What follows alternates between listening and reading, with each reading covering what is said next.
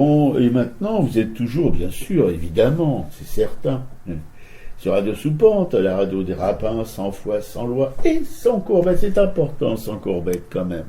Voyez-vous, et l'émission Afrakra, qui poursuit son petit bout de chemin de la route, en évoquant un couple d'artistes, Mitchell Riopelle. Mitchell, c'est la nana, Riopelle, c'est le mec. Lui est canadien, elle est américaine. Et ils vont, pendant 24 ans, se côtoyer. Ils vivent pas ensemble, ils se côtoient. Ils échangent, évidemment, sur leur travail. Ils sont un petit peu je dirais pas en concurrence, mais quand même, voilà, si un trouve une nouvelle formule de travail, l'autre va rentrer dedans, etc. Il y a comme ça un va-et-vient assez extraordinaire, dont on a pu regarder les effets. Landerneau, c'est marrant parce que Landerneau et Riopelle Mitchell, ça va pas tellement ensemble. Landerneau, c'est une toute petite ville tranquille de Bretagne. Et dans ce couvent des Capucins transformé en lieu culturel par le couple infernal des Leclerc, hommes et femmes, c'est une fondation d'ailleurs, eh bien ça le fait parce que bon, c'est des formats géants. Voilà, et on est donc allé là-bas pour regarder ça. Et ma camarade va tout de suite vous en causer surtout de celle qu'elle aime par-dessus tout. Je veux parler de la mère Mitchell, qui n'a pas perdu son chat. Ouais, je sais pas si j'aime par-dessus tout, on en discutera après, on fera un peu la genèse de cette exposition, comment elle a été conçue autour de leur vie commune.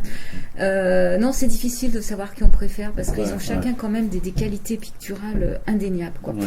Alors non, moi j'ai emprunté à la bibliothèque un livre qui a un catalogue d'exposition, d'une exposition consacrée à Joan Mitchell à la galerie du Jeu de Paume. Je crois que c'était en 1989, donc ça date un peu. C'est pas nouveau. Hein. Voilà. Mais Joan Mitchell est interviewé par Yves Michaud. Yves Michaud est un philosophe essayiste qui a côtoyé ce couple, donc qui les connaissait bien. Et Joan Mitchell, en fait, s'est livré, a répondu aux questions. Ça n'a pas été facile. Le livre recoupe deux séries d'entretiens. Moi, j'ai choisi une partie dans la première série. Elle n'aimait pas forcément les interviews. Autant elle pouvait discuter avec leurs amis artistes, peinture, c'était pas un souci. Autant répondre à des questions d'une manière plus formelle, c'était compliqué pour elle, quoi. Et donc, ce premier entretien, en fait, date de janvier 86. Joan Mitchell, en fait, est à la clinique. Elle a été opérée, elle a une prothèse à la hanche. Et on peut préciser qu'elle a un état de santé qui était déjà pas très bon. Elle avait un cancer de la mâchoire qui avait été stabilisé. Donc, elle est quand même plutôt qui s'est transformé en cancer généralisé qui n'a jamais été stabilisé. Voilà, donc là, en fait, elle était soignée pour sa hanche. Elle avait qu'une envie, c'est que ça aille mieux rapidement pour pouvoir recommencer à peindre. On verra que malgré ses problèmes de santé, en fait, elle a peint jusqu'à la fin de sa vie, quoi. Voilà. Voilà, donc voilà. Je vais prendre quelques questions et puis je vais donner les réponses je vais lire les réponses de Joan Mitchell, quoi. Alors, Yves Michaud, voilà, tu parles de sentir, exister, vivre. Sentir, exister, vivre, je pense que c'est la même chose, mais la qualité n'est pas la même. Exister, c'est la survie. Cela ne veut pas dire nécessairement sentir. Vous pouvez dire bonjour et bonsoir. Sentir, c'est quelque chose de plus. Ce n'est pas simplement survivre. Peindre, c'est une manière de se sentir vivre. Je me souviens être allée à l'exposition Manet à Paris. Ma sœur venait de mourir et une amie d'une de mes cousines venait de mourir. C'était terrible, mais de voir toutes ces peintures, certaines déjà vues durant mon enfance à Chicago, avec tout ce silence et sans que le temps comptât sans limite, c'était merveilleux. Il n'y avait pas de tristesse, pas de mort. C'était tranquille et immobile. La peinture est la seule forme d'art, sauf la photographie de pose, qui soit sans temps. La musique demande du temps pour qu'on l'écoute, un morceau se termine, l'écriture prend du temps et elle aussi se termine, le cinéma a une fin, les idées et même la sculpture prennent du temps. La peinture pas, elle ne finit pas, elle ne finit jamais. Elle est la seule chose qui soit continue et tranquille. Alors, je pense que je peux être très heureuse. C'est un lieu tranquille, c'est comme un seul mot, une seule image. Qu'attends-tu de la peinture ? J'essaie d'y atteindre tout ce que je peux. Je ne commence pas en voulant atteindre tel résultat, mais peut-être pour attraper le mouvement ou sentir un sentiment. Appelle cela comme tu veux, peinture en couche, peinture gestuelle, peinture de chevalet, ce sont des méthodes conventionnelles. Mais je ne condense pas les choses. J'essaie d'éliminer les clichés, le matériel étranger. J'essaie de rendre la peinture exacte. Ma peinture n'est pas une allégorie, ce n'est pas une histoire, elle est plutôt comme un poème.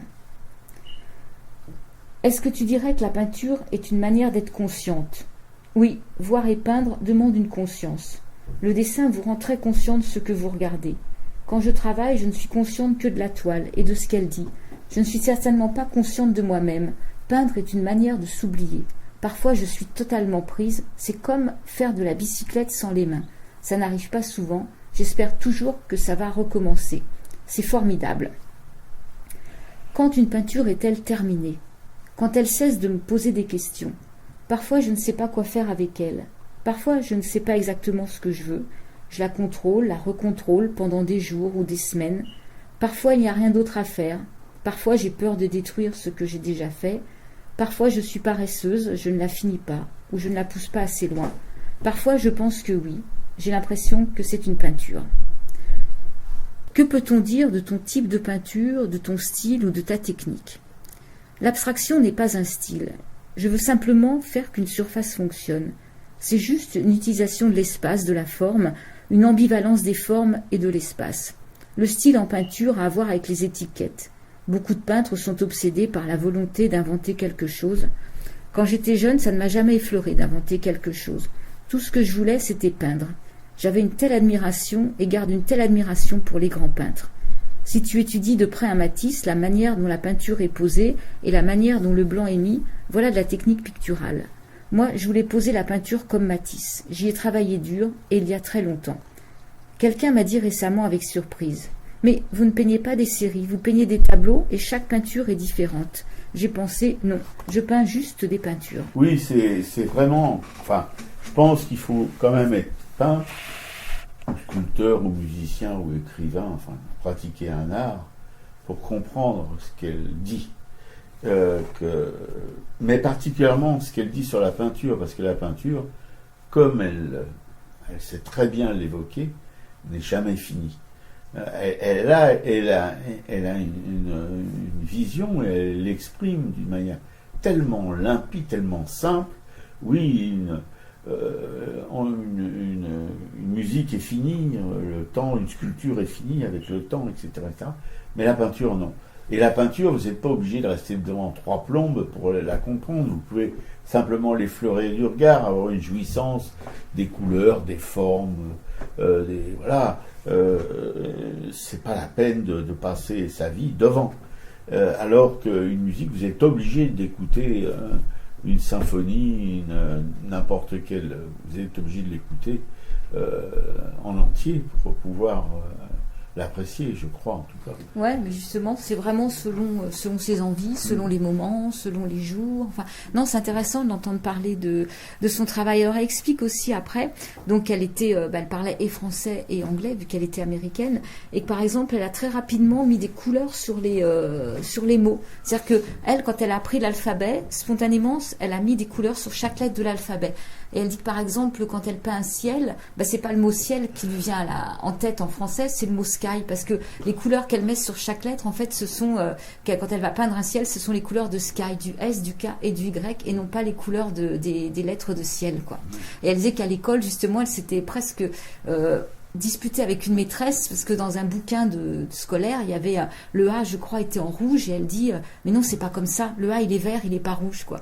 Donc, en fait, c'est une manière de voir qui lui est très personnelle, en fait, et qui est sûrement très, très sincère. Enfin, c'est pas, je pense pas qu'elle réinvente cette histoire, quoi.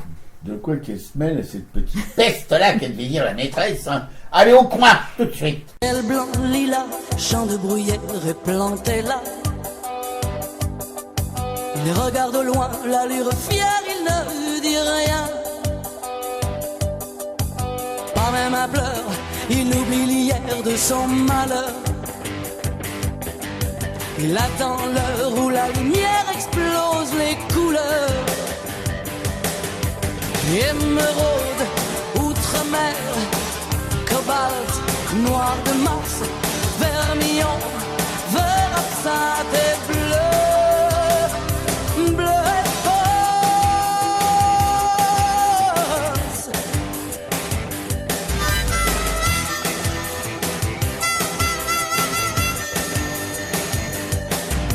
Il peint le jour, le gris des toits de Paris,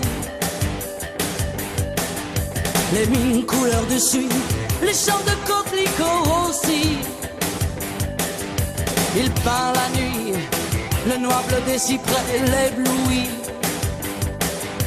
La ville sous les étoiles jaunes, il peint la nuit aussi. Émeraude, outre-mer, cobalt, noir de Mars, vermillon, vert absinthe et bleu, bleu et rose.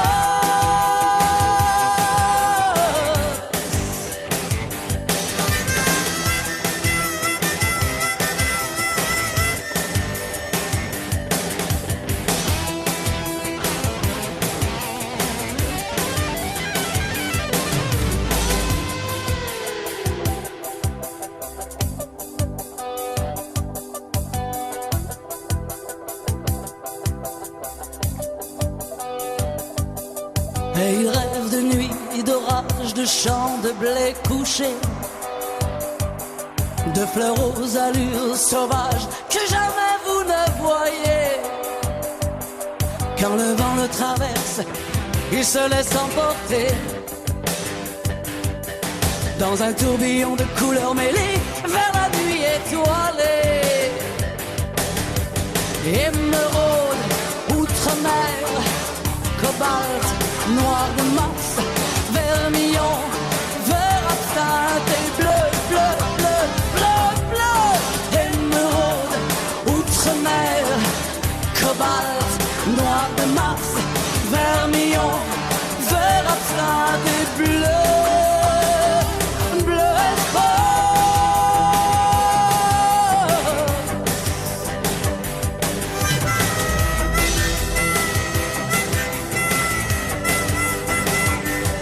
Et la faim, il a froid, il est fou, mais il vit. Sur la toile, il a fixé l'infini. Et tant qu'il a le soleil en face, il est debout. Tant qu'il a le soleil en face, il est debout. Et tant qu'il a le soleil en face, il est debout. Tant qu'il a le soleil en face, il est debout. C'était Couleur, interprété par Zanny Boni. Alors, bon, Zanny Boni évoque probablement Van Gogh dans cette chanson, et on pense on sait que Joan Mitchell aimait beaucoup les toiles de Van Gogh qu'elle a vu rapidement. Alors, avant de parler vraiment de la genèse de l'exposition, on peut revenir rapidement un petit peu sur la formation de chacun, puis après on arrivera à leur point de rencontre. Je pense que ça peut être intéressant quand même. Alors, Joan Mitchell, elle, est née dans une famille plutôt aisée, fortunée. Elle a une maman qui est une figure illustre des cercles poétiques, donc elle est rapidement initiée à tout ce qui concerne la littérature. Elle va passer 2 années à Smith. Smith, c'est une prestigieuse faculté pour les filles qui est donc orientée vers les disciplines artistiques.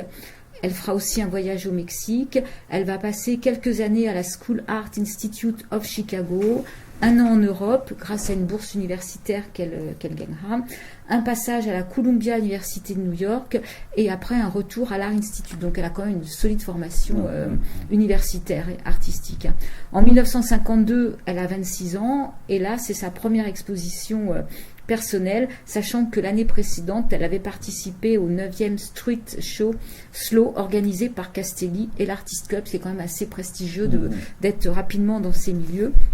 Donc elle a été formée par tout ce qui concernait sur de Koenig, sur Pollock, c'est vraiment son univers. Sauf qu'en fait, elle va participer à ce qu'on appelle la 2e génération de l'expressionnisme abstrait. Et je ne sais plus quel peintre dira que justement Mitchell, à 26 ans, démarre déjà son art pictural là où lui avait mis toute sa carrière à arriver, toute sa vie à arriver, quoi. Donc voilà. Donc là, c'est quand on arrive en 52, on verra qu'elle va rencontrer Riopelle en 55. Donc là, on est pratiquement à leur point de rencontre, quoi. Bon, je ne sais pas si tu veux parler un petit peu de Riopelle aussi. Oui, mais Riopelle, c'est beaucoup moins prestigieux comme formation. Il a fait une école de beaux-arts au Canada. Enfin bon, il n'a pas tous ces diplômes universitaires, toute cette espèce. Il faut dire qu'il n'est pas né dans le même milieu que Johann Mitchell. Lui, il est né dans un milieu beaucoup plus simple. Voilà. Et que, bon, c'est plus son tempérament que son intellect qui, au contraire, je pense, de Johann Mitchell, qui était plus intellectuel que lui. Lui, c'est son tempérament, un petit peu. On le comparait à un Amérindien, voilà. Il avait aussi un type qui pouvait tromper l'interlocuteur. Il était assez basané, avec un grand pif, voilà, un grand mec, un peu, comme peuvent être les Canadiens, avec un parler un peu lourd. Voilà, c'est peut-être ça qui a séduit Johann Mitchell, c'est cette espèce de brutalité, alors qu'il pouvait être quelqu'un de très doux avec ses petites filles, un vrai nounou, mais il avait quand même cette espèce de chose, de force de caractère, parce que pour faire un travail comme il en a fait un, il faut ni être un nain, ni être comment dirais-je, un mou du genou, quoi. Il faut vraiment avoir un tempérament complètement excessif, comme d'ailleurs sa camarade Mitchell. C'était deux monstres, voilà, de création qui étaient là-dedans, voilà, 24 heures sur 24 quand il travaillait, en tout cas, parce qu'il y avait des longues périodes pour Riopelle, des années même, sans travail, voilà. Non, moi je veux pas faire rentrer Riopelle dans ces choses, ces milieux un petit peu intello new-yorkais, etc. Il a travaillé aux États-Unis, il a eu un atelier je crois que c'est à New York oui, je pense que c'est à New York, dans le Bronx. Voilà, mais c'est plutôt, on dirait, c'est plutôt l'homme des bois, quoi, voilà. Ouais. Et Johann Mitchell, en plus, son papa était médecin et peintre amateur, quoi. Voilà, c'est ça. Donc, non, mais on sent bien, mais ne serait-ce que physiquement. On voit Johann Mitchell, c'est une femme assez fine physiquement, élancée, etc. On sent qu'elle a une certaine distinction, si on veut dire. Une éducation bourgeoise, elle faisait beaucoup de patinage artistique, de la compétition, elle faisait... La natation, on voit, il y a une photo d'elle qui fait un plongeon, un saut magnifique, enfin, de professionnel du plongeon. Non, alors qu'à côté, c'était Pato, quoi. Voilà.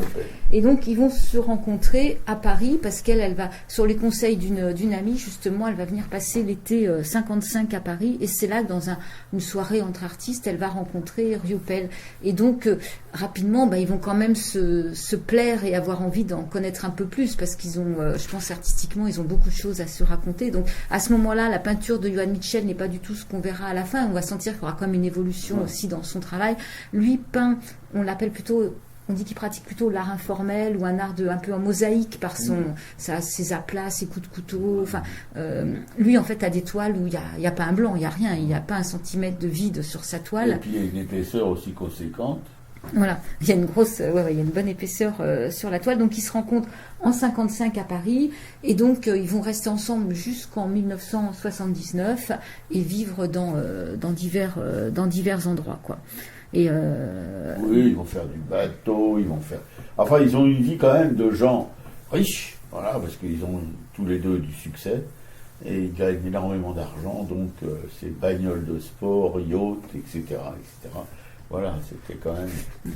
Et comment on peut travailler avec tout ça, pour moi, c'est un peu un mystère. Ouais, enfin, c'est comme des gros bosseurs, mais ils vont avoir, on verra, une vie qui va être une vie tumultueuse. Hein. C'est pas la petite vie de couple pépère où chacun a son atelier. Ça va être des échanges, mais aussi, ils vont quand même s'alcooliser, ils vont s'engueuler, ils vont se séparer, ils vont, comme tu disais, jamais travailler dans le même atelier. Enfin, c'est une vie fatigante.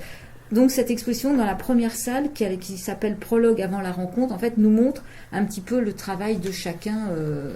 Avant de se mélanger. Voilà, avant de se mélanger. Dans la seconde salle, c'est la rencontre et ses effets. Et donc on va voir justement un peu l'évolution de leur travail. Et ce qu'on va peut-être constater, c'est que Riopelle au contact de Johann Michel, va commencer à mettre un peu de blanc dans ses tableaux, quoi. Et éclaircir ses surfaces. Moi, j'aime pas beaucoup cette période, mais bon. Je trouve que quand il est fait, par exemple, il a fait une peinture qui s'appelle les icebergs, je sais pas quoi là. Ouais, ça c'est beaucoup plus tard quand même. Oui, mais enfin bon, plus il avance dans son œuvre, moins je la sens, quoi. Il y a eu une période vraiment extraordinaire, explosive, etc. Et puis après, j'ai l'impression que c'est quand même la descente. Ouais.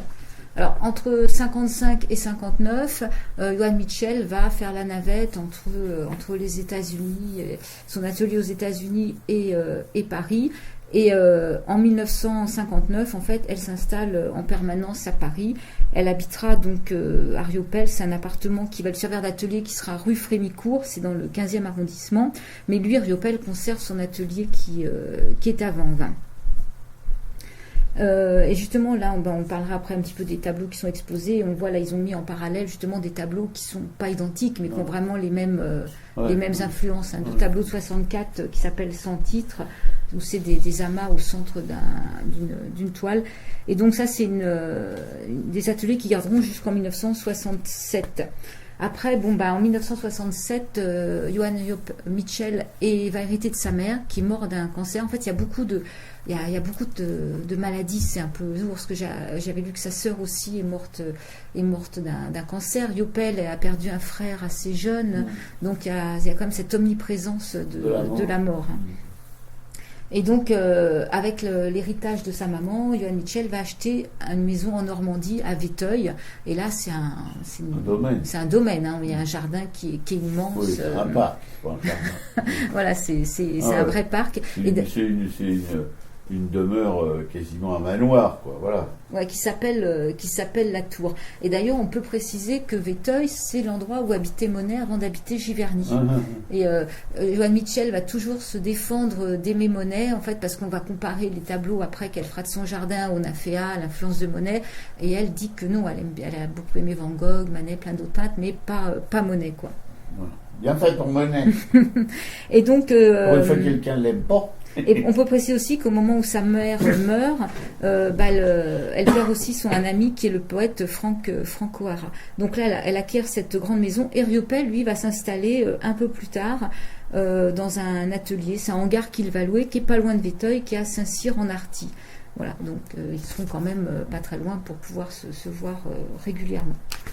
Dans la salle suivante, donc là c'est Canada et Nordicité. Donc en 1974, Rieupel construit et s'installe dans un nouvel atelier. C'est à Sainte-Marguerite-du-Lac-Masson, donc c'est au nord de Montréal.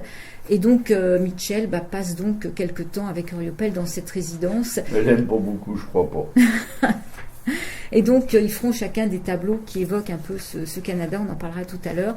Et l'avant-dernière salle, donc c'est vers la rupture, hein, ils vont rompre en 1979, donc on verra là ce qui peignait chacun à ce moment-là. Et à la fin, donc c'est le décès de Johann Michel, quoi. Oui, elle est morte 10 ans avant Rieupel. Et voilà. Oui. Voilà, elle est morte en 1992. Ouais. Non, c'est assez...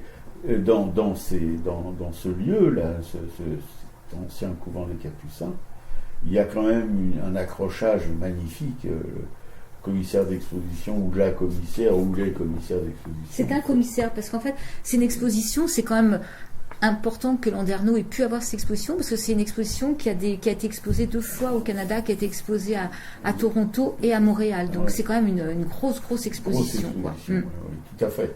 Et c'est malheureusement, comme disait une cabaretière où nous avons pris notre petit déjeuner, eh bien, ça fonctionne pas tellement au point de vue de la popularité, parce qu'elle nous a balancé dans les dents. Ah oui, c'est pas comme quand c'était Picasso, alors là c'était l'invasion. Bah oui, les cons en général, ils se promènent en division serrée.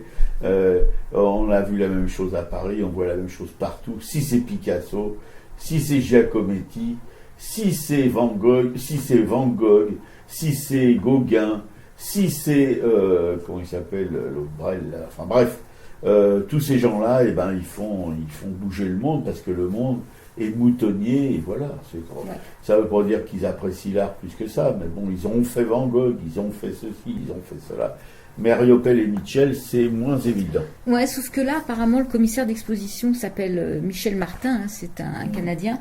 Et quand on l'entend parler de l'exposition, c'est assez quand même, c'est pertinent parce que ce qui se passe, j'ai l'impression, c'est que les gens viennent une première fois, ils sont peut-être un peu surpris, ils connaissent pas trop. En plus, l'abstraction est peut-être plus difficile d'accès. Oui, qu'on le veuille ou non, c'est pas une peinture émotionnelle, c'est plutôt une peinture intellectuelle. Voilà, si tu veux, enfin, il y a rien de reconnaissable, donc. La plupart des gens, enfin, sont plutôt formés, s'ils sont formés en tout cas, à regarder des choses figuratives plutôt qu'à regarder des choses non figuratives. Voilà. Ouais. Quoique dans la peinture de Riopelle, il y a des choses figuratives. Ouais, on connaît, il y a toujours des formes figuratives qu'on soupçonne, qu'on reconnaît en fait sous ces aplats au couteau. Et justement, donc les gens, je pense, c'est une expression dans laquelle ils reviennent. Ceux qui sont pas comme nous à 500 ou 600 km de ce lieu peuvent revenir. Et c'est vrai que nous, une fois qu'on a fait tout ce travail, qu'on en est revenu, je me suis dit, mais en fait, il me manque plein de choses. J'ai vraiment envie de revoir ces toiles, quoi. Oui, mais refaire 10 heures de tocard, merci beaucoup. À moins de trouver des billets à 30 € pour y aller et à 10 € pour revenir.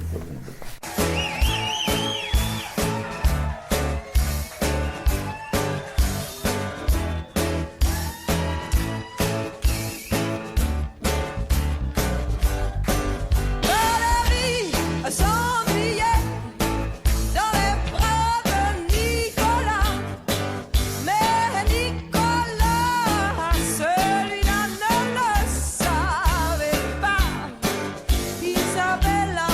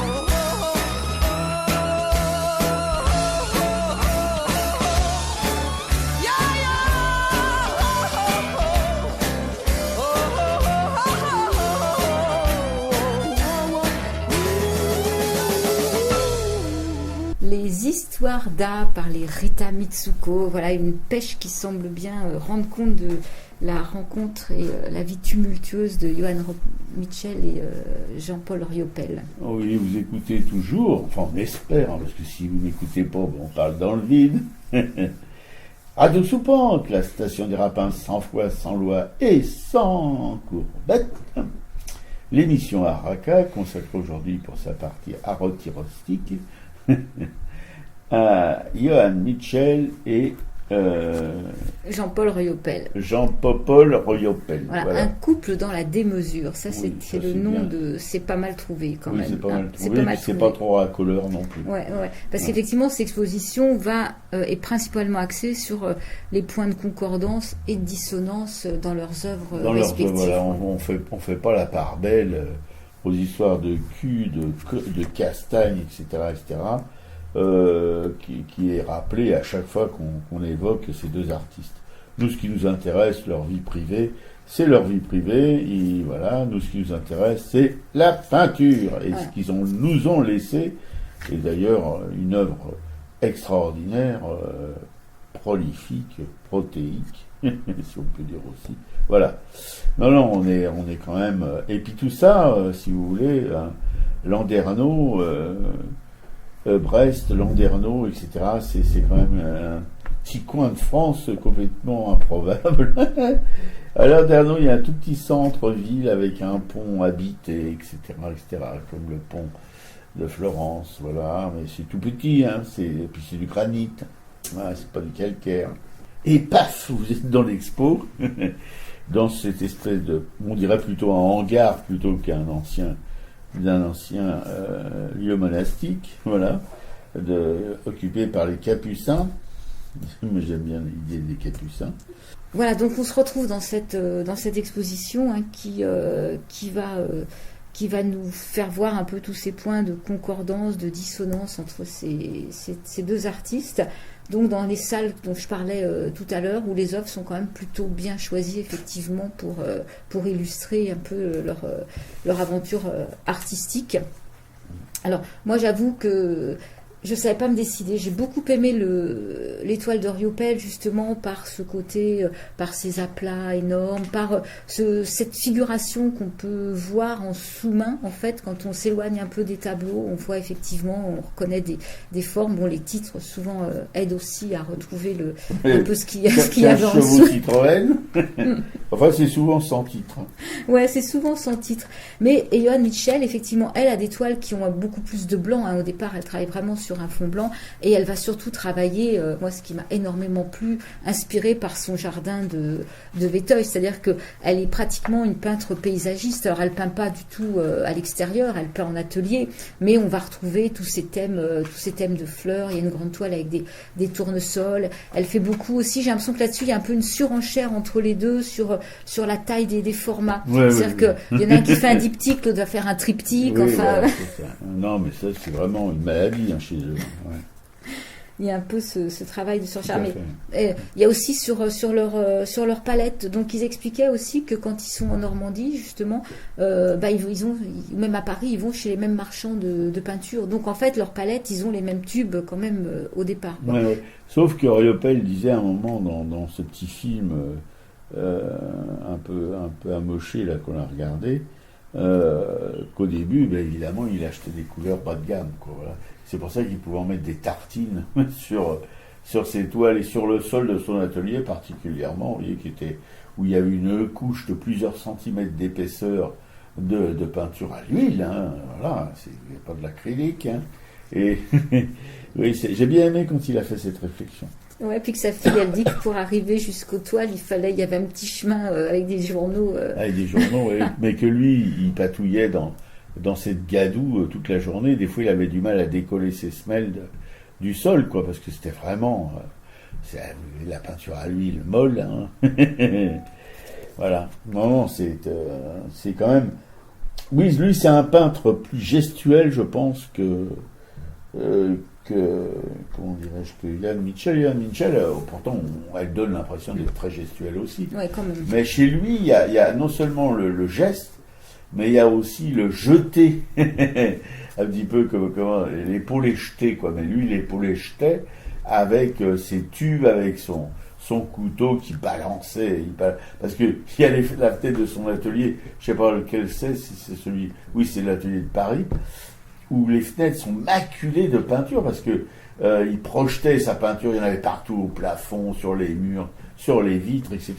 Alors que Joan Mitchell semblait quand même plus ordonnée. Enfin, c'était plus propre chez elle, et même ses toiles aussi étaient plus clean que celles de Riopelle, où je pense que s'il avait marché dessus, on ne s'en serait pas aperçu, quoi. Mais elle, il y a vraiment 2-3 toiles qui m'ont complètement bouleversée, quoi, sur son jardin. Donc je parlais des tournesols, et une autre où il y avait une jeune conférencière qui comparait avec les nymphéas de Monet. Effectivement, il y avait quelque chose des derniers Monet que tu aimes particulièrement. Oh, à la non, fin non, de c'est pas aussi extraordinaire que les derniers Monet, là, ces 7 Monet, là, non, ça n'a rien à voir.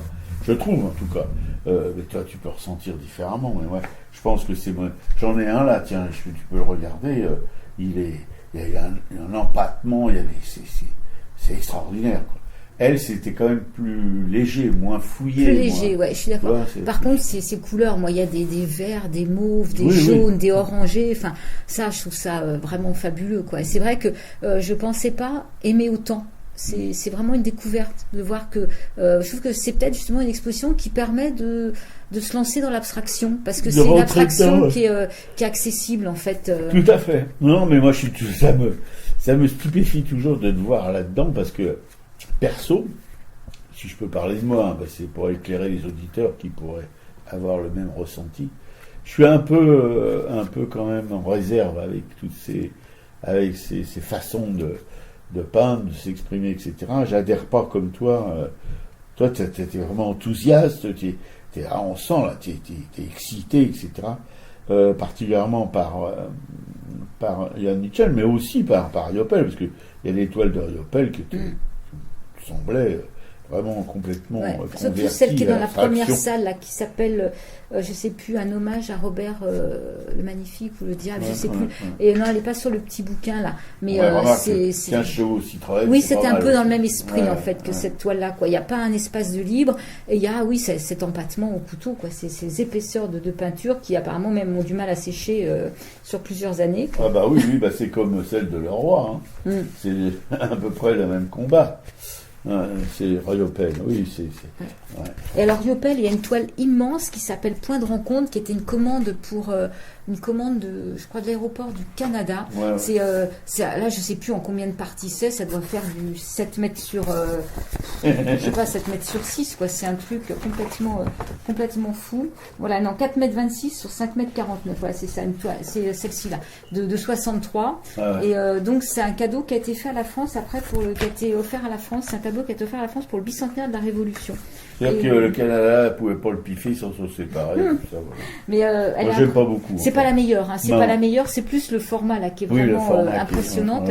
Et Riopelle était aussi fasciné par la culture des Inuits, des Indiens, et par les hiboux. Et on a vu aussi qu'ils sculptaient. Donc il y a 2 sculptures dans le musée, et il y en a une qu'on a vraiment bien aimée, justement, parce qu'on a même acheté carte postale. C'est des petits hiboux modelés là. Ouais, c'est magnifique. En plâtre peint. C'est vraiment.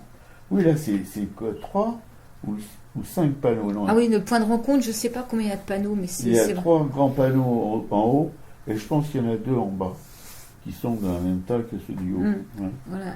Non, mais ça, je trouve pas ça. Je l'aime mieux quand il remplit tout. Ouais. Et lui, après, c'est pareil, quand ils sont allés au Canada, donc voir après, il a vu aussi les Inuits. Il a fait toute une série sur les jeux de ficelle. Ça fait partie c'est la culture inuite, un peu pour captiver les esprits, capturer les esprits. On met les ficelles, on entortille les ficelles dans les doigts, et l'esprit est à l'intérieur. Enfin, sauf que ces peintures sur les ficelles, là encore, c'est pas les meilleures non plus, effectivement. Non, mais je suis d'accord. Je suis d'accord. Ouais. Ouais. Alors qu'à côté, Joan Mitchell, effectivement, elle peint des choses quand même plus colorées, plus légères. Ouais. Et elle, à la fin de sa vie, là, justement, avant leur rupture, elle avait un tilleul magnifique dans son jardin, enfin un ou plusieurs. Et donc, elle a peint, énorme. Voilà, elle a peint ce tilleul. Donc, c'est une gestuelle, c'est des grands traits noirs avec. Il parlait de buisson ardent parce qu'en fait, il y a des touches un peu très jaunes par moment. Et effectivement, il y a quelque chose qui sort de la toile là, qui nous prend complètement. Et après, apparemment, elle en a fait plusieurs séries. Là, il y en avait un dans l'exposition, mais elle a décliné ce tilleul sur plusieurs toiles, quoi. Et après leur séparation, elle a fait une toile, je crois que c'est en quatre panneaux, qui s'appelle la vie en rose, quoi. C'est l'amertume, là. Oui. Non, c'est bon. On pourra évidemment délirer sur ces deux artistes immenses, pas seulement immenses par leur talent, mais immenses par leur format. On y revient toujours. Je sais pas si qui fait des formats comme ça. C'est pas des gens du groupe Cobra là. Comment... Ce qu'on a vu, c'était pas si grand que ça. Non, quand on a vu Expo Cobra au Mans, Mans, c'était pas aussi grand que ça. On en avait vu au Musée d'Art Moderne quand même. C'est comment il s'appelle ce mec qui fait des peintures la tête en bas là. Ah oui, ouais. Tu vois qui je veux dire, qui m'échappe. Enfin. Ouais. Et il y a tout un couloir aussi dans cette exposition. C'est des photos. Donc c'est 25 ans de photos. Il y a les années qui sont représentées. Ça permet de se les représenter, de voir leurs rencontres, un peu leurs ateliers. C'est pas mal. Et il y a aussi des phrases. Justement, celles de Joan Mitchell sont tirées des entretiens là de d'Yves Michaud, du bouquin que j'ai emprunté. Non, c'est une exposition qui est vraiment complète, hein, qui montre bien effectivement ce que peuvent être 25 ans de vie commune. Alors quand ils se sont séparés, et c'est surtout à la mort de Joan Mitchell, donc en 1992, Riopelle, lui, après est parti, donc il est parti avec une jeune femme quand elle faisait des points de rencontre dans sa maison de la Tour, et lui est parti avec une jeune nana qui était là. Qui gardait les chiens. Voilà, ils sont repartis au Canada, dans je ne sais plus quelle île, au bout du monde, là. Et lui... L'île aux oies. L'île aux oies, voilà. Et lui, après, donc, a consacré une partie de son art à faire un polyptyque qui s'appelle Hommage à Rosa Luxembourg. Et en fait, non, c'est pas un polyptyque, c'est une fresque. C'est une fresque. 30 tableaux. Avec une bombe, c'est d'aérosol. Oui, avec des bombes aérosols. C'est très mauvais de mon point de vue, mais bon. Voilà. Et en fait, c'est un hommage à Joan Mitchell. Oui, voilà, c'est ça. Parce que sa mort l'a énormément affecté. Voilà, il était déjà pas en très bon état, mais je crois pas que ça l'a arrangé, parce que lui aussi, il a fini sa vie, mais faut voir les images, c'est terrifiant, quoi. C'est un vieillard complètement cassé en deux, avec une barbe qui a traîné sur le plancher, puis des cheveux très longs, très fous, très gris. C'est très triste à voir ça. Il est un peu effrayant, quoi. Ouais, il est effrayant. Elle, c'est pareil, hein, les images de la fin de sa vie, elle est quand même très malade, toute amaigrie. Enfin, oui, ça. Je pense que lui, c'est pire, toi, parce que là, tu le vois, il a beaucoup de mal à se déplacer. Oui, parce qu'il il était tombé, je crois qu'il a eu des problèmes de vertèbres, donc il a été opéré quelques fois aussi et il ne pouvait plus peindre ses grands formats, puisqu'il était dans un état de santé qui lui interdisait de rester debout, voilà, parce quand il peignait ses grands formats, il peignait debout. Voilà, et là, il pouvait pas, il fallait qu'il soit assis, quoi. Donc c'est pour ça qu'il s'est mis aux bombes aérosols voilà. Mais c'est pas, moi là, alors si je suis pas un fanatique de son travail, celui de fin de vie, là, j'adhère pas du tout. Ouais, là, je trouve qu'il n'y a pas d'émotion sur un travail qui est plutôt lisse. Enfin, voilà, donc c'est une exposition quand même qu'on ne peut que vous conseiller, parce que, comme effectivement tu disais, Landerneau, c'est quand même plutôt mignon comme petite ville. Mignon, et puis quand nous, on a été chouchoutés. Et on a rencontré à Landerneau une cafetière, on a pris notre petit déj. Alors Landerneau, évidemment, un allongé, ça coûte 1,20 €. À Paris, ça coûte 3 fois ce prix-là. Bref. Puis avec des tartines géantes. Là, c'était vraiment assez curieux. Et alors, cette cabaretière, elle habitait avant en Seine-et-Marne, et ça fait 5 ans qu'ils sont à Landerneau. Ils veulent se retirer à toute pompe en Seine-et-Marne, parce qu'ils en ont marre du climat de Landerneau. humide, etc., la pluie, le brouillard et tout ça. Et nos amis Claude et William, qui habitent à Brest, qui nous ont reçus d'une manière extraordinaire. On a été cajolés, chouchoutés. Oui, non, mais on avait honte, hein. Enfin pas vraiment, mais bon. On est allé manger dans un restaurant de taille, invité par eux. Et puis le soir, on était boire une petite bière chez eux avant de repartir. Et puis quand on a pris le train, ils sont venus nous accompagner à la gare avec un petit sac. Et dans le petit sac, il y avait 2 sandwichs. Un végétarien pour ma camarade, un au jambon pour ma pomme. Et en dessous, il y avait 2 boîtes de... Palais breton. Oh là là, j'ai tout liquidé. Ah ouais, non, mais on a été vraiment hyper bien reçus, parce que c'est quand même grâce à eux qu'on est allé voir cette exposition. Ils avaient donné envie, parce qu'on a vu, on parlera la semaine prochaine d'une exposition au musée des Beaux-Arts de Brest sur des graveurs brésiliens mis en parallèle avec des graveurs bretons. Donc on avait très envie de voir tout ça et puis de rencontrer Claude et William, parce qu'on échangeait par mail, mais c'est toujours agréable de se rencontrer, quoi. Ah ouais, non, mais ils sont vraiment étonnants, ils sont assez exceptionnels. Alors eux nous disaient aussi que Brest, au mois de juin, on chauffe encore les appartes, il y a 94% d'humidité, et c'est désertique, hein. Vous vous baladez dans les rues, il n'y a personne. Il y a des grandes artères nues, pas de voitures pratiquement, pas de piétons pratiquement. C'est vraiment très très curieux. Et il faut dire aussi que les Mataf, ils se sont barrés à Toulon, donc il n'y a plus que les sous-marins atomiques, là, dans l'île de je ne sais plus quoi, là. Et... Et donc c'est un peu désert, quoi, c'est curieux. Et je suis allé, comme chaque fois qu'on va dans une région de province comme ça, je cherche un petit magasin de beaux-arts, et là j'en ai trouvé un. Et c'est le seul survivant, il y avait environ une quinzaine de magasins de beaux-arts à Brest, il en reste un. C'est quand même, ça fait peur, hein, parce que Brest c'est quand même un truc, c'est pas, comment dirais-je... c'est quoi, 120 000 habitants, 130 000 habitants? Nous, on va, où on est allé là, on va en Normandie. Là. À Fécamp. À Fécamp. Fécamp, c'est une toute petite ville, à côté, c'est une bourgade.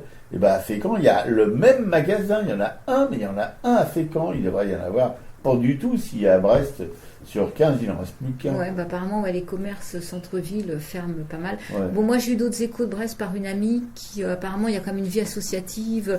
Voilà, c'est quand même une ville qui peut bouger. Bon, nous, en fait, on a vu nos expos, on a fait 10 heures de bus, hein, voilà, pour 1 euro. On a fait la gare de Bercy jusqu'à la gare de Brest en voyage de nuit dans un bus.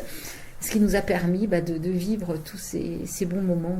Oui, ces merveilleux moments, et puis encore une fois de rencontrer ce couple d'auditeurs qui ont été avec nous des anges, on peut le dire. Alors, amis auditeurs, hein, si vous habitez notre ville de province et qu'il y a de belles expos, vous nous écrivez tout de suite et on arrive. Merci Claude, merci William, à bientôt. Voilà. Et vous êtes toujours, bien entendu, pour ceux qui se réveillent, hein, sur Radio Support, la station des Rapins, 100 fois 100 lois et 100 courbettes, l'émission Aracaille, qui vous a proposé une rediffusion sur 2 géants de la barbouille. Riopel, non, plutôt Mitchell et Riopel, je mets toujours la dame avant, parce que ma camarade de combat risque de me faire les gros yeux, alors donc il ne faut pas que j'oublie les ordres bien précis de présentation des acteurs, les dames d'abord, voilà, elle a raison en fin de compte, hein. De quoi je peux lui dire qu'elle a tort, parce que ça sera un sujet de polémique. Voilà. Et puis on va se poursuivre avec évidemment les expos, le culturel, vous permettez madame? Je peux. Les expos, le culturel et film et lecture et tout ça, quoi. Ouais. Alors les expos, bah merci Geneviève ce matin au téléphone de m'avoir parlé de cette petite galerie Martel, donc 17 rue Martel, et de cette expo sur qui s'intitule La Forêt, donc Thomas Hoth, un grand praticien apparemment de la carte à gratter, où les originaux de son dernier livre sont exposés, justement, cette histoire de petit garçon qui part dans la forêt. Et là, j'ai les images sous les yeux, je les mettrai en lien, ça a l'air absolument magnifique. Donc je pense que aller voir des œuvres en vrai, ça va quand même être un régal, on en a vraiment besoin. Ouais, alors surtout ma camarade là, qui est en manque de peinture et qui crise. Enfin bon, je vous en raconterai pas plus. Donc voilà, donc cette exposition, c'est Galerie Martel, 17 rue Martel jusqu'au 21 février. sauf confinement d'ici là, donc il faut peut-être y aller le plus rapidement possible, du mardi au samedi de 14h30, donc on va dire jusqu'à 17h30, 18h, puisqu'à 18h on doit être au garde à vous chez soi. Ouais. Et je rappellerai brièvement que notre sorcière bien-aimée, Geneviève, était la compagne d'un génie qui a édité Midi, fantastique. Minuit fantastique, et accessoirement Zoom, qui était un magazine photographique prestigieux. Voilà.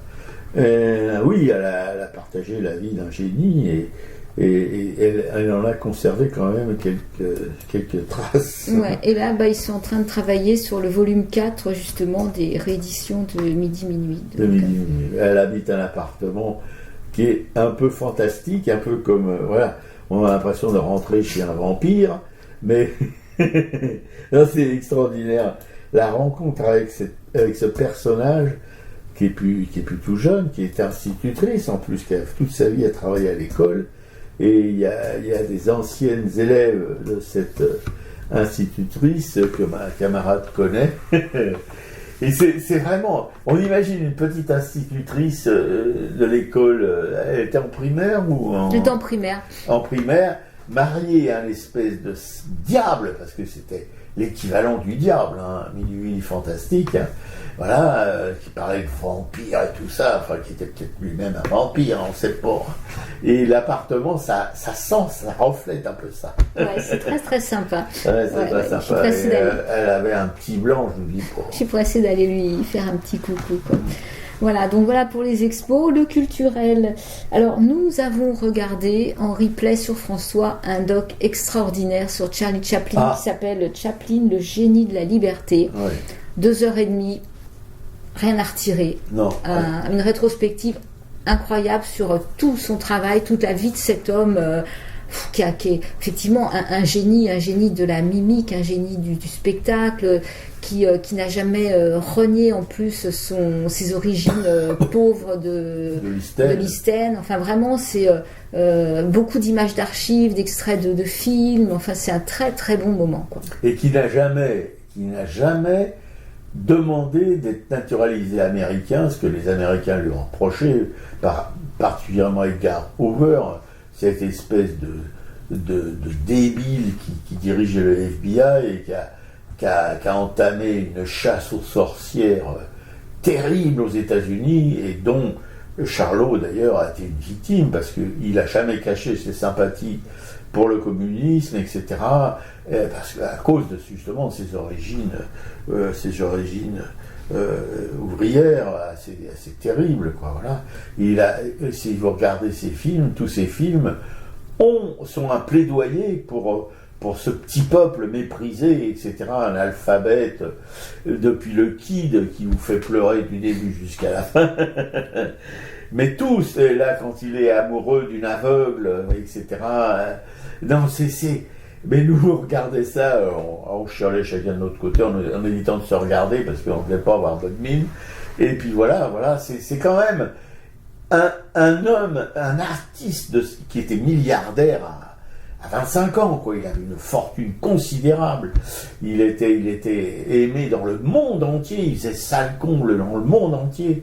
Et voilà, et qui a dû quitter les États-Unis parce que il allait se retrouver en prison à cause du fait qu'il était vraiment du mauvais côté, des ouvriers, du mauvais côté, c'est-à-dire du côté des pauvres, voilà. Et alors, il a interdit que soient projetés aux États-Unis ses films, et juste à la fin de sa vie, il a eu un Oscar pour son œuvre à Hollywood, et il a été invité à venir, et il y est allé. C'est ça un peu ce que ça m'a laissé un petit peu quelque chose qui j'aurais bien aimé qu'il soit jusqu'au bout, qu'il aille jusqu'au bout de son histoire, en refusant d'aller recevoir ce. Mais enfin bon, on peut pas en vouloir à un tel personnage d'avoir eu cette petite faiblesse de la fin de sa vie. Voilà. Et puis aussi d'être allé en Suisse, parce que c'était en Suisse, on était avec un régime fiscal avantageux pour les millionnaires et les milliardaires. Bon, il aurait plutôt dû aller, à mon avis, en Angleterre et puis se faire construire une petite barrique dans l'Istène. Enfin, faut pas trop en demander non plus. Ouais, enfin, en tout cas, c'est voilà, vraiment, je mettrai le lien. Je crois qu'on peut le voir jusqu'au mois de mars. Ouais. Donc, vraiment à regarder absolument. Oui, parce que je crois que dans l'histoire moderne de l'art, on se place simplement du point de vue de l'art ou de la création, c'est vraiment un personnage unique. Vraiment unique, parce que faire en plus le dictateur en 1942, en pleine guerre avec l'Allemagne, ou en Amérique, il y avait beaucoup, comme aujourd'hui on l'a pu le voir au Capitole, il y avait beaucoup de nazis, enfin de gens qui soutenaient Hitler, et dans les classes dirigeantes évidemment des États-Unis, hein, comme Ford, etc. Voilà, tous ces gens-là, pour eux Hitler c'est un génie, quelque chose de cet ordre.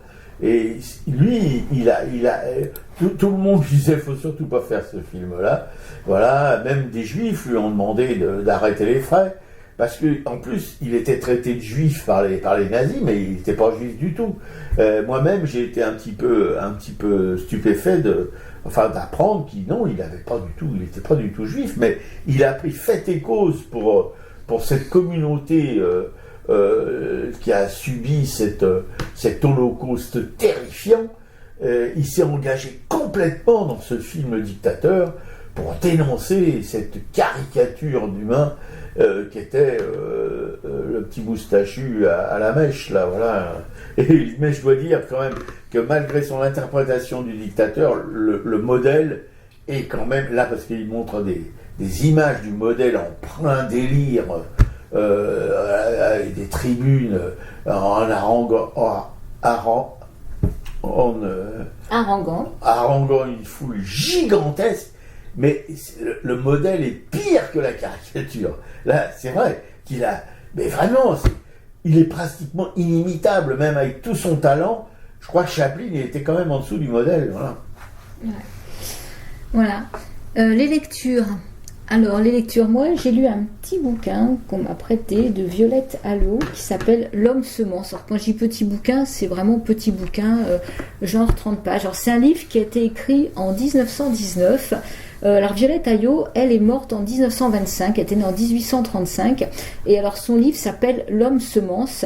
Et c'est une histoire très touchante. En fait, elle décide de raconter ce qui s'est passé après l'hiver de 1852, parce qu'elle dit que pour la seconde fois en moins de 70 ans, notre village vient de perdre tous ses hommes, sans exception. Le dernier est mort le jour de l'armistice, le 11 novembre dernier. Donc en fait, c'est un petit village provençal qui n'a plus que des femmes. Effectivement, ces femmes qui sont là, qui gèrent tout, et qui attendent qu'un homme attendent que les hommes puissent revenir. Cette femme vient de perdre effectivement son amoureux qui a été tué. Et en fait, ça soulève aussi un fait d'histoire qui est peu raconté. C'est tout ce qui s'est passé après la prise de pouvoir de Napoléon III, le coup d'État de 1851, où effectivement c'est la Provence seule qui s'est le plus rebellée pour défendre la République. Oui, qui a payé avec la mort de plusieurs milliers de Provençaux, surtout en Haute-Provence. Mais la révolte, elle a commencé aussi à Marseille. Hein, voilà, il y a eu une répression terrible. Et bon, comme souvent dans ces histoires-là, c'est le peuple qui paye le tribut. Et puis voilà, la bourgeoisie reprend la direction des affaires. Ouais, donc voilà, c'est un petit texte tout court, mais qui est très très bien écrit. Et alors, quand cette femme l'a écrit, en fait, en 1919, elle est morte donc en 25. En fait, elle avait précisé au notaire, en mettant le manuscrit, que ce serait l'aînée de ses descendantes qui pourrait le lire à partir en 1952. Donc, en fait, c'est une jeune femme qui s'appelle Yveline, qui a 24 ans, qui a hérité de ce texte et qui a fait en sorte qu'il soit probablement édité et connu, quoi. Oui, parce que c'est le coup d'État de 1852, voilà. Et donc un siècle après, oui. Il y a une concordance. Voilà.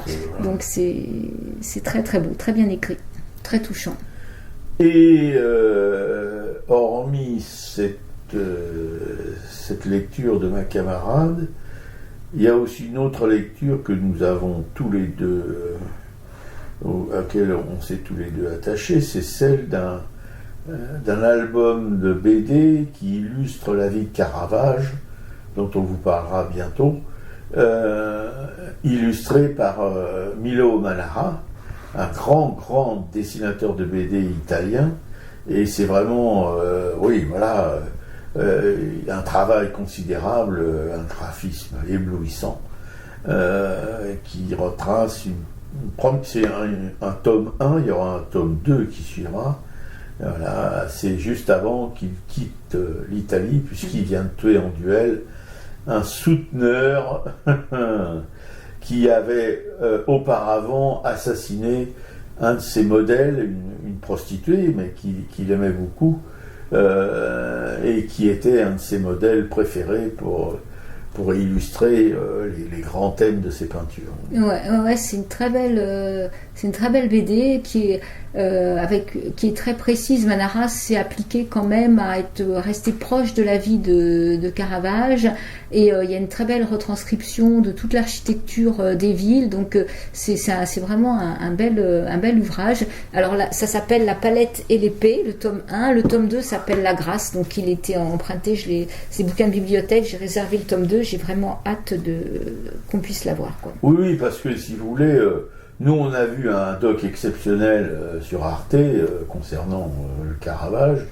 Il y a des bouquins, des albums de ses peintures, etc. Des livres aussi sur lui. Mais je pense que c'est une BD pour les feignants. Qui aiment les images mais qui n'aiment pas trop l'écriture, c'est génial, voilà, ça leur permet aussi de regarder quelque chose de beau, parce que le dessin de Milo Manara, c'est une œuvre artistique, il n'y a aucun doute. Voilà, un artiste qui travaille sur un autre artiste qui était vraiment, là on peut le dire, un espèce de génie, quelque chose d'assez exceptionnel, qui a fait une œuvre monumentale en 15 années de sa vie, parce qu'il est mort. Il avait 39 ans, voilà. Donc il n'a pas travaillé comme Picasso jusqu'à 90 ans, hein. 15 ans, voilà. Mais en 15 ans, il a fait des choses. Mais alors, on se demande comment il pouvait. Il travaillait la nuit, le jour, peu importe.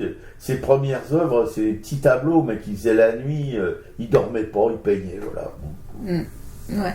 Et dans les livres, Laurence, ma copine Lolo, la Claude Isner, m'a passé donc L'aîné de l'hirondelle, le tome 4 des aventures de Jeremy Nelson.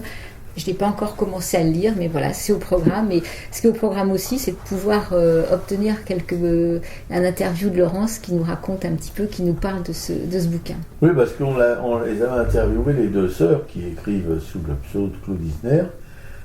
Mais bon... ma camarade pourrait très bien, parce qu'elle la rencontre souvent à Montreuil, parce qu'elle habite à Montreuil elle aussi, et bien pourrait, avec son petit appareil là d'enregistreur, l'enregistrer à Montreuil, chez elle. Ouais, c'est au programme, voilà, c'est en projet. Bon, donc on vous prépare encore des choses. Hein. Nous, le confinement, voilà, ça nous fait tellement chier qu'on a du temps pour essayer de trouver des trucs pour vous amuser.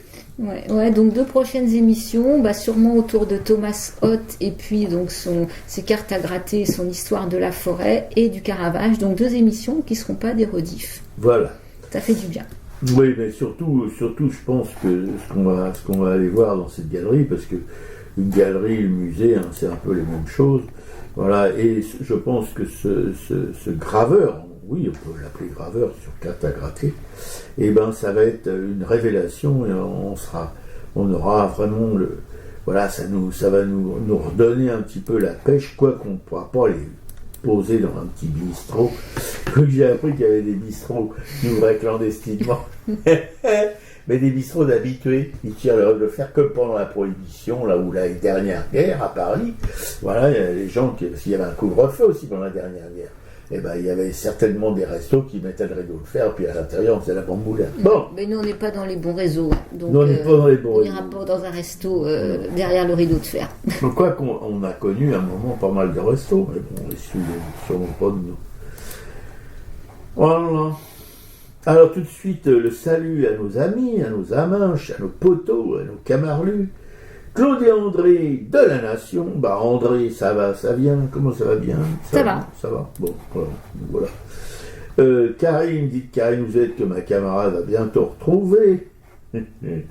Un mardi, c'est mardi prochain, parce que si vous voulez, Karine, vous êtes, elle travaille. Hein, Elle fait des fresques, des tas de machins, bon, c'est une artiste. Hein. Et puis elle mégote pas sur le boulot. Hein. Elle se tape des trucs, mais alors, de mec. Marie-Christine Béguet, une graveuse de Pujol dans le Gard, et on ne sait pas si elle a rejoint la Cévennes où elle doit déménager. On ne sait pas, tu as eu des nouvelles depuis? Non. Alors Marie-Christine, il faudra peut-être nous donner les nouvelles. Claude et William, nos poteaux de Brest. Voilà, on espère que tout roule chez eux. Il n'y a pas de raison, après tout. Hein. Quand même, malgré l'humidité ambiante, 90% ou 95% d'humidité dans l'air. Mais bon, c'est là qu'on peut avoir les ouïes qui poussent. Hein. Vous comprenez ce que je veux dire? Une ouïe, vous savez ce que c'est qu'une ouïe? C'est comme ça que respirent les poissons. Jean-Paul Sauvaz, notre peintre de Coudekerque-Branche, un grand peintre, Coudekerque-Branche dans la banlieue de Dunkerque, dans le nord. Claudine, elle est du côté de Béraud, là. Béraud. Claudine qui aime beaucoup butiner dans les choses de l'art, enfin la bibliothèque, paraît-il, c'est ma camarade qui m'a dit ça. J'en bave, mais dans la mesure où elle donne des idées de temps en temps à ma camarade sur ce qu'on pourrait faire ou ne pas faire, bon, je lui pardonne. Jean Peduzzi du Val d'Oise qui nous envoie de bien bonnes choses. On n'en parle pas souvent dans notre émission parce qu'on est un peu limité, on peut pas baver pendant 3 heures hein, quand même. Là, on lasserait. Déjà, je pense que là, on doit lasser un peu aussi quand même. Surtout à la fin, tout le monde dort. Corinne, une tapissière géniale qu'on aime beaucoup. Joël, qu'on appelle ici l'Arlésienne du Caire, parce qu'il se barre souvent dans des pays invraisemblables. Et sa base, c'est le Caire. Voilà. Anne-Emmanuel et Fredo, 2 artistes qu'on adore encore, parce qu'on parle que des gens qu'on aime ici, hein, on va pas parler de nos ennemis. Et Juliette Plante, une graveuse qui est en relégation à Rochefort-sur-Mer. Qu'est-ce qu'elle fout là-bas? Bon. Ils ont trop d'idées, les graveurs. Hein. Clément, le graveur de Montreuil-Vincennes, Van Gogh de la gravure, qui grave sur tout ce qui bouge. Il faut connaître Pépère. Hein. Il faut être solide, hein, parce que il bouscule. Hein. Agnès, artistiquement parlant, bon. Agnès Dubar aussi, elle bouscule pas mal. Pourtant, elle est épaisse comme une tronche à rideau, mais alors, elle est capable de faire des gravures géantes de plusieurs mètres sur plusieurs mètres. Dans le bois, elle taille ça dans le bois, dans un bois moderne, je ne sais pas comment ça s'appelle déjà, du médium, voilà. Agnès Dubar, qui elle aussi va déménager, va quitter l'Ariège après avoir quitté l'île, pour rejoindre la Bretagne du Sud. Puis peut-être qu'elle reviendra à l'île en fin de compte. On revient toujours à ses premières amours. Thierry Morciot, un graveur bruxellois, qu'on aime, qu'on adore aussi, hein. Colette, Jacqueline et Nicole, 3 nanas d'artistes, mais qui malheureusement n'ont plus leur mec avec eux, et donc qui s'occupent de leur œuvre, enfin qui en parlent, qui essayent de faire vivre leur mémoire. Et ma camarade m'a dit qu'elle avait téléphoné à Colette, et que Colette, qui s'occupe de l'œuvre de son mari, qui était un plasticien quand même assez pointu, et bien qu'elle avait réussi à caser ses œuvres en Bretagne, justement. Dans quel bled en Bretagne? À Vannes. Et que la personne qui s'occupe, qu'on appelle commissaire d'exposition du musée de Vannes, qui était une personne, paraît-il, vraiment costaud, eh bien, le musée lui a acheté des œuvres, etc., et lui a recommandé une galerie où elle expose des gravures de son mec. Voilà. Donc, pour Colette, ça roule. Liliane et Laurence, des militantes chez Militants, qui militent. Geneviève, on vous a parlé, notre sorcière bien-aimée, qui nous a refilé le nom de cette galerie où il y a des gravures sur carte qu'on peut aller voir et qu'on va aller voir. Merci beaucoup Geneviève. Michel Pelloual, mon ex-voisin du dessus, quand j'étais dessous, maintenant je suis plus dessous, mais il est toujours dessus, voilà, qui est un peintre aussi qu'on a interviewé dans cette émission, qu'on aime beaucoup, qui travaille vraiment. Lui aussi, c'est une curiosité, dirons-nous. Voilà, mais il fait de la belle barbouille en tout cas. Marie-Christine et Christophe. Ah non, je me suis gouré. Nicole, Liliane et Laurence. Oh, j'ai pas parlé de Liliane et Laurence. Enfin bon, on vous en a parlé. Ce sont ces deux artistes qui écrivent sous le pseudo de Claude Isner et dont ma camarade doit lire un bouquin qu'elle lui a enfilé il n'y a pas longtemps. Geneviève, une sorcière belle, j'en ai parlé, Péloil aussi. Marie-Christine et Christophe, c'est eux les militants chez militants. Cécile, tu la sens ma 5e puissance, une ex-copine, mais toujours copine, on se voit plus tellement, qui animait une émission qui s'appelait Tu la sens ma 5e puissance. Mais oui, Cécile, on la sent toujours et on t'aime. La Rousse flamboyante, qui aussi anime 2 émissions sur une radio dont on ne donnera pas le nom. 2 émissions fabuleuses, voilà. José et Arthur Le Mélange, pareil, même punition, même motif, qu'on l'adore, qu'on lui fait des bisous. Ah, Isabelle Roubaille, une peintre dont on a découvert l'œuvre dans la librairie magnifique de Florence Quenu à Bourron-Marlotte. Et enfin, ah non, c'est pas fini, Colette et Alain, des mécènes de chez Mécènes, mais vraiment gentil comme tout. Christophe Dilulu, commissaire-priseur, Dominique Paul Alardouin, notre galeriste bien-aimé qui, hélas, a plié son... Ouais, voilà. Qui est parti à plier son, je sais pas comment on dit, son parapluie, donc pourquoi pas, après tout. Et pour rejoindre les prairies du Grand Manitou, aux grands dames de ces artistes qui étaient des jeunes artistes, voilà, et qui ont perdu avec Marie... Avec Dominique, si vous voulez, une maman, on peut le dire. Marie-Pierre, qui est docteur, mais qui est aussi une mécène, voilà. On espère qu'elle va revenir chez nous, qu'on va pouvoir enfin la revoir, parce que ça fait un moment qu'elle a disparu des écrans radars. Et Marie Dognaud, une galériste vagabonde.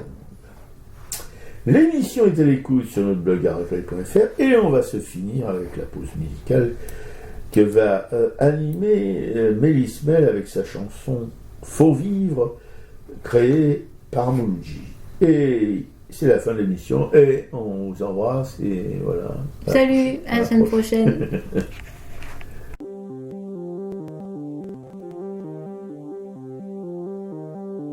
Malgré l'écran cieux du néant, c'est pour mieux nous manger enfants et les silences et les boucans, faut vivre. Et bien qu'aveugle sur fond de nuit, entre les gouffres infinis, des milliards d'étoiles qui rient, faut vivre. Malgré qu'on soit pas toujours beau et que l'on ait plus ses 16 ans et sur l'espoir, un chèque en blanc, faut vivre. Malgré le cœur qui perd le nord, au vent d'amour qui souffle encore et qui parfois encore nous grise, faut vivre. Malgré qu'on n'ait pas de génie, n'est pas Rimbaud qui veut Bardi et qu'on se cherche un alibi. Malgré tous nos morts sans coquette qui errent dans les rues de nos têtes, faut vivre. Malgré qu'on soit brave et salaud, qu'on ait des complexes à gogo et qu'on les aime, c'est ça le pire, faut vivre. Malgré l'idéal du jeune temps qui s'est usé au nerf du temps et par d'autres pris en chantant, faut vivre. Malgré qu'en se tournant vers le passé, on est effrayé de s'avouer qu'on a tout de même un peu changé, faut vivre. Malgré que l'on soit de passage, qu'on vive en fou, qu'on vive en sage, tout finira dans un naufrage, faut vivre. Malgré qu'au ciel de nos poitrines, en nos sentinelles endormies, dans un bruit d'usine gémit, le cœur aveugle qui funambule sur le fil du présent qui fuit. Faut vivre, malgré qu'en nous un enfant mort si peu parfois remue encore comme un vieux rêve qui agonise. Faut vivre, malgré qu'on soit dans l'engrenage des notaires et des héritages où le cœur s'écœure et s'enlise. Faut vivre, malgré qu'on fasse de l'humour noir sur l'amour qui nous en fera boire jusqu'à ce qu'ils nous disent au revoir. Faut vivre, malgré qu'à tous les horizons, comme un point d'interrogation, la mort nous regarde d'un œil ivre. Faut vivre, malgré tous nos serments d'amour, tous nos mensonges jour après jour, et bien que l'on n'ait qu'une vie, une seule pour l'éternité, malgré qu'on la sache rater. Faut vivre,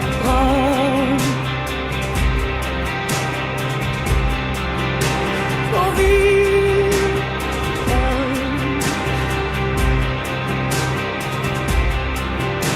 faut vivre, faut vivre.